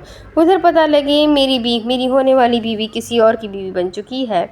وہ کہتے ہوئے افسوس بھی کر رہا تھا۔ Happy bachelor life again. اب ایان دل کھول کر ہنسا۔ یار شاہ میر، تجھے رائٹر ہونا چاہیے، سمی کہہ رہا تھا۔ چلتے چلتے ایان نے ایک محتاط نظر پیچھے کی طرف ڈالی پر وہاں کوئی مشکوک نظر نہ آیا۔ وی ہیو گیسٹس، وہ مسکرایا اور قریبی ہوٹل کے ریسٹورنٹ ایریا کی طرف چلا گیا۔ اس کا تعاقب کار بھی وہی آ گیا تو ایان کی مسکراہٹ گہری ہوئی۔ 1 2 3 سمی بھاگ، شاہ کی آواز نے گویا کان کا پردہ پھاڑ دیا ہو۔ شاہ اور سمی الگ الگ راستوں پر بھاگ نکلے۔ ایان اٹھ کر اس شخص کے پاس جا کر بیٹھ گیا۔ کیا چل رہا ہے جناب؟ اپنی ڈیوٹی کر رہا ہوں، کسی روبوٹ کی صورت میں جواب ملا تھا۔ کافی رش ہے آج ریسٹورنٹ میں۔ مسکراتے ہوئے اس نے اپنی جیکٹ ذرا سی سائڈ پر کی اور اس کی جینز کے ساتھ منسلک جدید 9mm کی جھلک نظر آئی۔ سامنے والا بے تاثر چہرہ لیے بیٹھا رہا۔ وہ چہرے پر مسکراہٹ سجا کر تھوڑا آگے کو ہوا۔ ڈونٹ فالو می، اب ذرا سختی سے بولا۔ تم ہمارے لیے سردرد بن گئے ہو، میں اپنا کام جاری رکھوں گا۔ کتنی لاشیں اٹھانے کی ہمت ہے؟ اس نے اپنی دائیں ٹانگ باہر کی طرف نکالی اور پھر اپنی شرٹ اوپر کرتے ہوئے سامنے والے کو بائیں آنکھ ونک کی۔ اس نے اپنے ساتھ خودکش بم لگایا ہوا تھا۔ مان گئے باس، یہ شاہ کی آواز تھی۔ اوکے تم جا سکتے ہو۔ ایک لمحے میں سامنے والے نے دونوں ہاتھ اوپر اٹھا لیے۔ وہ مسکراتے ہوئے اس کے پاس سے اٹھ گیا اور اوپر کی طرف بڑھ گیا۔ وہ ہوٹل تھا جس کے سب سے نیچے فلور پر ریسٹورنٹ اور باقی فلورز پر رہائشی کمرے تھے۔ آگے جا کر اس نے قطار میں لگی لفٹس کے جلدی سے بٹن دبائے۔ تعاقب کار بھی اوپر آیا لیکن اسے ایان کہیں نظر نہ آیا۔ ایک کمرے سے نکل کر ایان نے اس کی گردن دبوچی اور ایک سوئی اس کی گردن میں چبھو دی۔ اسے ٹھکانے لگا کر وہ نارمل سے انداز میں کچھ دیر بعد ریسٹورنٹ سے باہر نکل رہا تھا۔ تمہیں یقین ہے اب وہ ہمارے پیچھے نہیں ہوں گے؟ نہیں ہے یار۔ وہ جیکٹ کی جیبوں میں ہاتھ ڈالے سڑک پر تیز تیز چل رہا تھا۔ قسم اٹھاؤ، ایان نے گہرا سانس لیا۔ تمہاری قسم مسٹر شاہ۔ استغفر اللہ، جھوٹا انسان، میری شادی ہونے والی ہے۔ تمہاری شادی ہو جائے گی انشاءاللہ، ایان نے مسکرا کر اسے دعا دی۔ تم نے کہا مطلب ہو گئی، شاہ نے ہنستے ہوئے کہا۔ کچھ دیر بعد وہ تینوں ڈینیل کے چھوٹے گھر کے باہر کھڑے تھے۔ شام گزرے بہت وقت بیت چکا تھا۔ اب رات کا اندھیرا چاروں طرف خاموشی سے پھیلا ہوا تھا۔ فضا میں خنکی بڑھ گئی تھی۔ وہ تینوں دیوار پھلانگ کر اندر آ گئے۔ ڈینیل تو یقیناً گھر پر نہیں تھا۔ ویسے ایان، تم کسی لڑکی میں انٹرسٹڈ نہیں ہو؟ شاہ نے پوچھا۔ تم سے مطلب؟ ذاتی سوال پوچھنے سے گریز کیا کرو۔ اس کا مطلب کوئی پسند ہے؟ کوئی بھی نہیں ہے، خاموشی سے چلو۔ کہتے ہوئے ایک لمحے کے لیے نور الفجر کا چہرہ اس کی نگاہوں کے سامنے آیا تھا، لیکن سچ کہنا اپنے پیروں پر کلہاڑی مارنے کے مترادف تھا۔ آگے پیچھے چلتے وہ پورچ پار کر کے داخلی دروازے کی طرف آ گئے۔ عجیب، سمیع نے بھی کہا تو آیان نے گردن گھما کر اندھیرے میں اسے گھورا۔ کوئی خالہ کی بیٹی، کوئی تائی چاچی کی بیٹی، میں کسی کی بیٹی میں بھی انٹرسٹڈ نہیں ہوں، اس نے سنجیدگی سے کہا۔ آیان اور سمیع سائڈ پر کھڑے ہو گئے اور شاہ نے دروازے پر لگی بیل بجائی۔ ایک آفر ہے، بہت معقول سی، شاہ پھر سے شروع ہوا۔ بولو، آیان نے کہا۔ میری بہن، نہایت خوبصورت، بنا سنگ کے، باتونی۔ تمہاری بہن مطلب میری بہن، وہ سچ ہوا۔ لو، سیاپا ہی مکہ، سمیع نے دانت نکالتے ہوئے کہا۔ اچھا میری بہن چھوڑو، سمیع کی کزن بہت خوبصورت تو نہیں ہے، لیکن باتونی بہت ہے، اوپر سے سرکاری جاب ہولڈر ہے۔ دروازہ کھلا اور وہ خاموش ہوا۔ مجھے باتونی لڑکیاں پسند نہیں، کہتے ہوئے سوات میں نور الفجر کے ساتھ کی گئی بحث یاد آئی تھی۔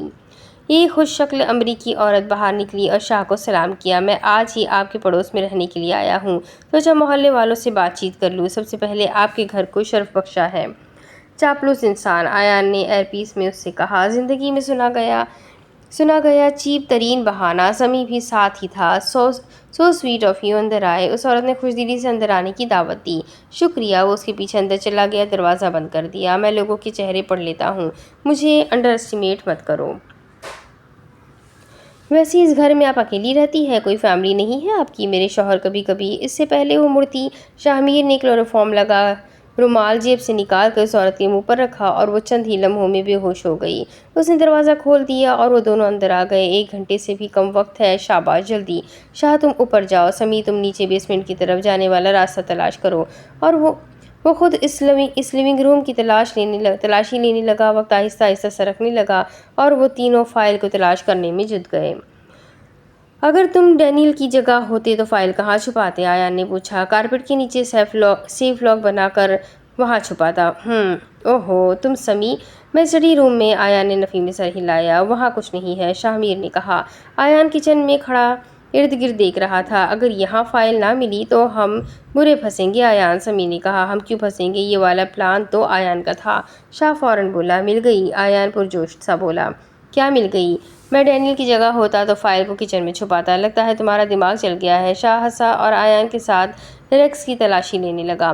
کہاں چھپائی ہوگی؟ سمیع بھی وہاں آ گیا۔ اوون میں یا فریج میں؟ شاہ میر زور کا ہنسا تو آیان نے سرد نگاہ اس پر ڈالی۔ اس کیبن میں جو سامنے بھی ہو اور کم استعمال ہوتا ہو۔ آیان سارے میں نظریں گھمائے کچھ ڈھونڈ رہا تھا۔ وقت تیزی سے گزر رہا تھا۔ ہری اپ گائز، وہ فائل اسی کچن میں ہے۔ وہ لوگ پھر سے کچن کی تلاشی لینے لگے۔ شاہ نے مائکرو ویو کے ساتھ والا کیبن کھولا تو اندر بیئر کی بے شمار بوتلیں رکھی ہوئی تھیں۔ اس نے دیکھ کر بند کر لیا اور ساتھ والا کیبن کھولا کہ اسے کچھ کھٹکا اور وہ بیئر کی بوتلیں باہر نکالنے لگا۔ ان سے تمہیں کیا کام؟ سمیع نے اسے فضول میں بوتلیں نکالتے دیکھا تو پوچھا۔ مائی اسٹائل، آیان نے شاہ کی طرف دیکھتے ہوئے سر نفی میں ہلایا۔ پھر اسے کچھ عجیب سا لگا جس سے وہ بھی چونک گیا۔ وہ بھی شاہ تک پہنچا۔ وہ سرخ شیٹ تھی جس نے اسے چونکا دیا تھا، جو اس کیبن کے سوا کہیں نہیں بچھی ہوئی تھی۔ اس شیٹ کو ہٹایا تو نیچے ایک فائل موجود تھی۔ آیان نے دھڑکتے دل سے وہ فائل نکالی اور اس کے اندر موجود کاغذات کو دیکھا، پڑھا اور پھر اللہ اکبر کا نعرہ لگایا۔ ان کو مطلوبہ شے مل گئی تھی، فائل اور اس میں موجود کاغذات ہی ضروری تھے، کیونکہ اس کی کاپی یا کوئی PDF فائل کی کسی کے پاس موجود نہیں تھی، ورنہ وہ سارا کام ایک ہیکر کی مدد سے ہو جاتا۔ وہ سارے ڈاکیومنٹس نکال کر لپیٹ کر اپنے کوٹ کی جیب میں رکھے اور دوسرے کاغذات فائل میں ڈالے۔ کچن چھوڑ کر وہ تینوں وہاں سے باہر آئے تو صوفے پر وہ عورت موجود نہیں تھی۔ خطرے کی بو محسوس کرتے تینوں کے ہاتھ اپنی گن تک گئے۔ تم لوگوں کو کیا لگتا ہے ڈینیل کی اتنی اہم فائل تم لوگ آسانی سے لے جاؤ گے؟ آواز پر وہ تینوں چونک کر ایک ساتھ مڑے اور سیڑھیوں پر وہ عورت گن تھامے کھڑی تھی۔ اوہ ہائے میم، آپ کو چلانا آتی ہے؟ شاہ نے مسکراتے ہوئے پوچھا۔ جو پیپر چرائے ہے واپس کر دو۔ ہم نے واپس کرنے کے لیے نہیں چرائے، آیان نے سنجیدگی سے کہا۔ تم لوگ بچ کر نہیں جا سکتے، باہر پولیس تمہارا انتظار کر رہی ہے، اس نے بھی سنجیدگی سے کہا۔ ڈیم اٹ، تم نے اسے بے ہوش کیا بھی تھا یا نہیں؟ آیان نے اردو میں شاہ سے پوچھا۔ چڑیلوں پر انسانی ہتھیار اثر نہیں کرتے، کیا انڈین موویز نہیں دیکھتے؟ جواباً شاہ نے کہا۔ پیپر واپس کرو، غصے سے گررائی۔ یہ یقیناً پولیس میں ہے، تم لوگوں نے ٹھیک سے ریسرچ نہیں کی۔ یہ پولیس میں نہیں ہے لیکن اسے شوٹنگ آتی ہے اور اس کا نشانہ بہت اچھا ہے، سمیع نے آہستہ آواز میں کہا۔ تم لوگوں کو کیا لگتا ہے یہ گن چلے گی؟ آیان نے پوچھا۔ ضرور چلے گی اور اس کا نشانہ میں ہوں، شاہ کہتے ہوئے آگے بڑھا۔ دیکھیں مس امریکہ، ہم آپ کو بالکل نقصان نہیں پہنچانے آئے، آپ ہمارے راستے میں مت آئے اور اپنا کام کریں، پیچھے کھڑے رہو ورنہ میں یہ گولی چلا لوں گی۔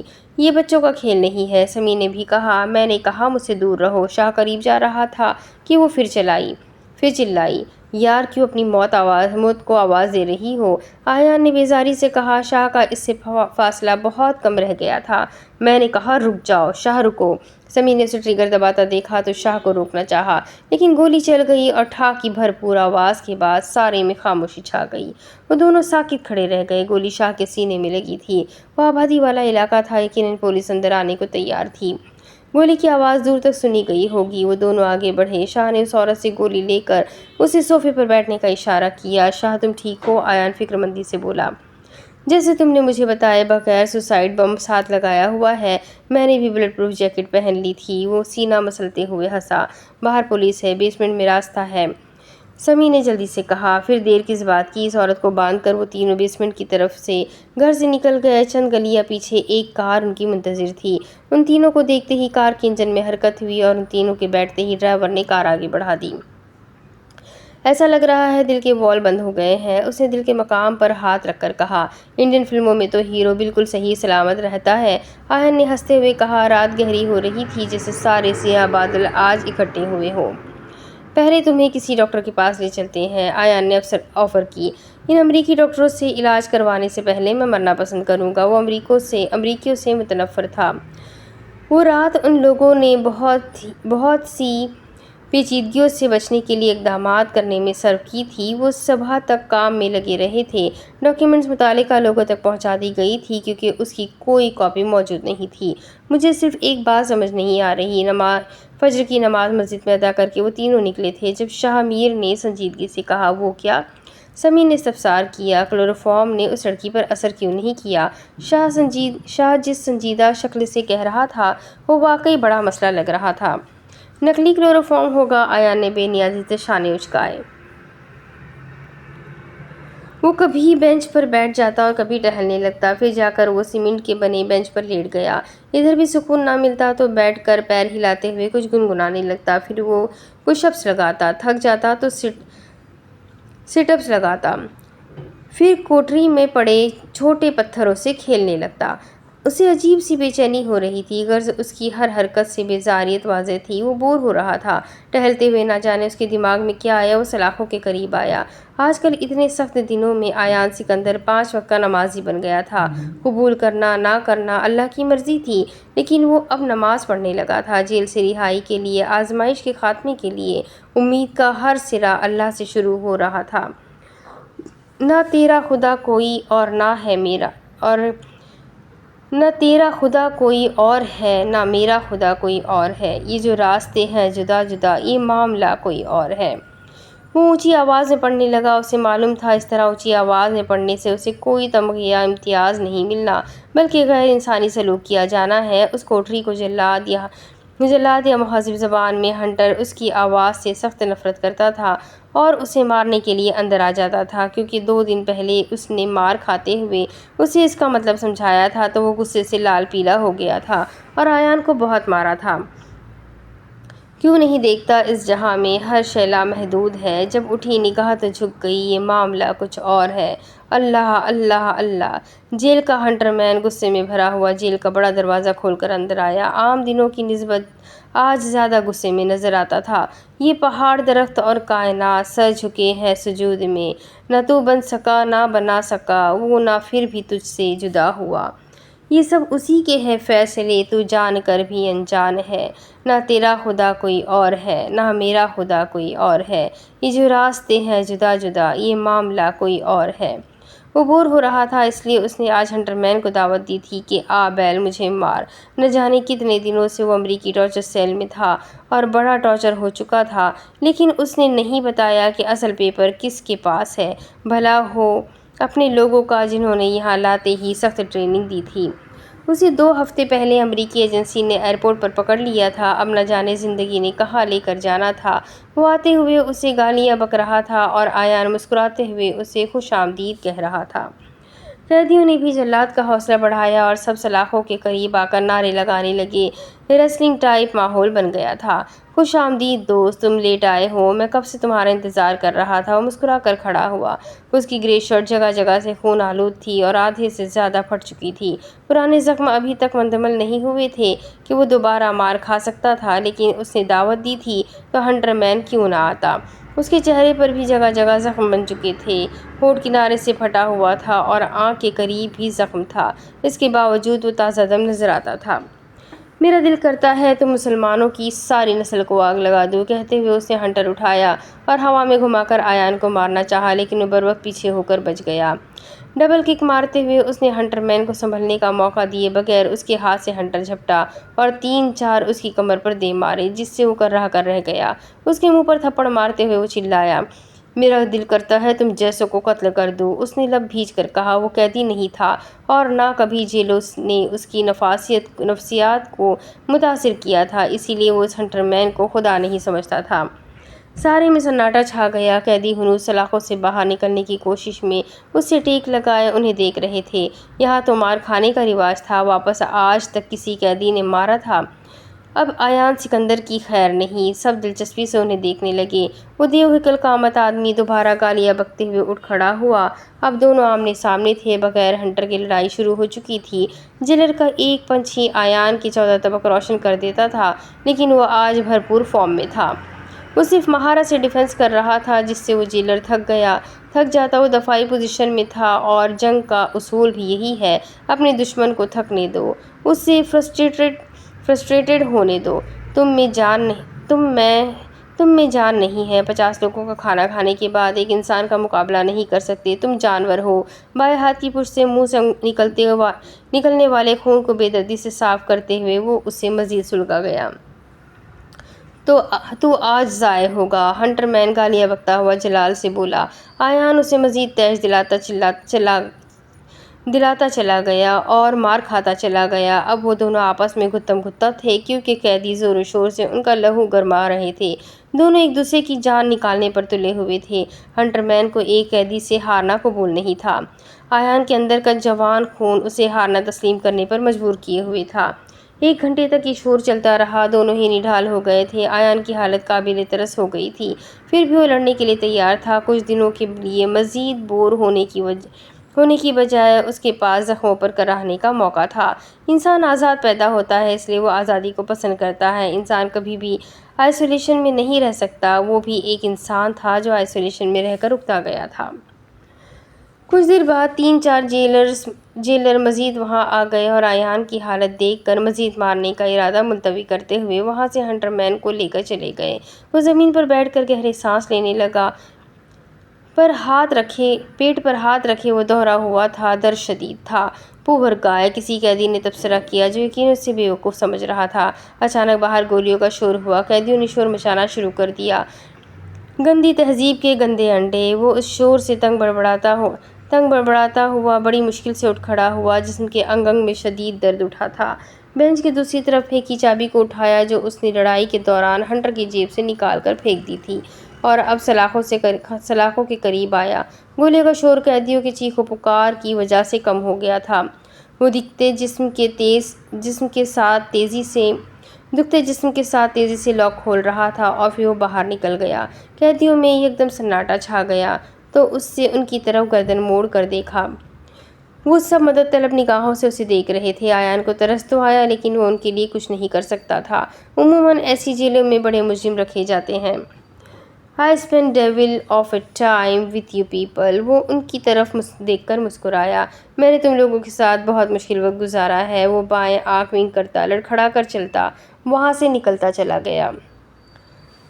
سمیر نے مسکرا کر دروازہ کھول دیا۔ ان دونوں کے پیچھے چھوٹے چھوٹے قدم اٹھاتا وہ وہاں سے نکلتا گیا۔ تمہیں سرخ رنگ کا پسینہ آتا ہے؟ شاہ نے ایک گن اس کی طرف اچھالتے ہوئے پوچھا۔